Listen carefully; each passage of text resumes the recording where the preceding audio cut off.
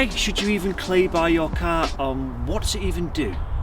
Very good question. Even when you wash your car, there's still going to be contamination embedded into the paintwork. Generally, you only want to really clay bar your car if you're planning on machine polishing your car or really applying the best level of protection you can in your car in the form of waxes, sealants, and ceramic coatings, because if that contamination is still within the paintwork, it isn't super smooth, you're going to be locking all that contamination, dirt, grime within the paintwork itself. So we need to clay bar our car to remove that safely, and this is how you do it. Very simple process, there's 3 steps to it. First is lubrication. Now you can lubricate the paintwork with either your dedicated snow foams, shampoo in a bucket, or your clay lubrication products. Me personally, I think they're a waste of money, probably avoid them. You're better off getting sort of a spray bottle with a little bit of car shampoo and use that as your sort of lubrication when clay barring the car. Second step is actually using your dedicated clay bar or synthetic clay products. If you want to learn more about the differences between clay bars and other synthetic clays out there, there'll be a link below here or there'll be somewhere on the screen. Click that if you want to know more, but that's not for this video, okay? And then the third and final step, which is going to be rinsing at the very end. So back to first, lubrication. I have my dedicated shampoo in my wash bucket, and then all I'm going to do with my wash mitt is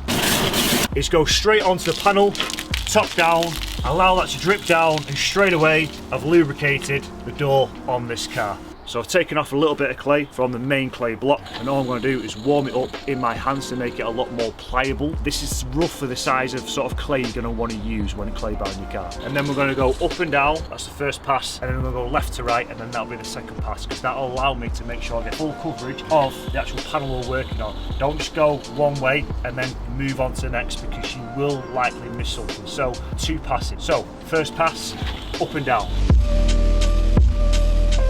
Second pass, left to right.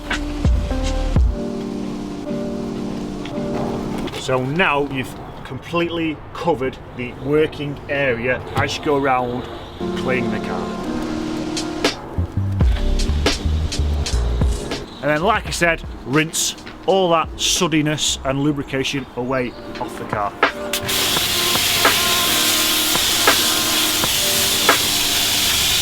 That is why clay barring your car is very important and a very vital step you need if you do want to machine polish your car or any sort of long-term protection you want to do on your paintwork, because that was unforeseen dirt and grime that you cannot remove with just contact washing your car. Now, point to note, we have what we call marring or marks within the clear coat on the paintwork, because you cannot be that aggressive and not put some sort of potential marks or marring in the paintwork. So only really do this step to clay bar your car if you're planning on machine polishing it or doing any other further long-term protection on your car. At the very least, hand polish your car if you can. So thanks for watching this video. I hope that was helpful on what clay barring actually is, why you should do it, and more importantly, how you can do it at home. Thanks for watching. If you do want to know more how-to videos or how we do things, please comment below. I will read and reply to every single one of them. Please give us one of them and subscribe if you really enjoy our content. Thank you very much. Let me crack on now machine polishing this car, because there you go, on to the next step, and then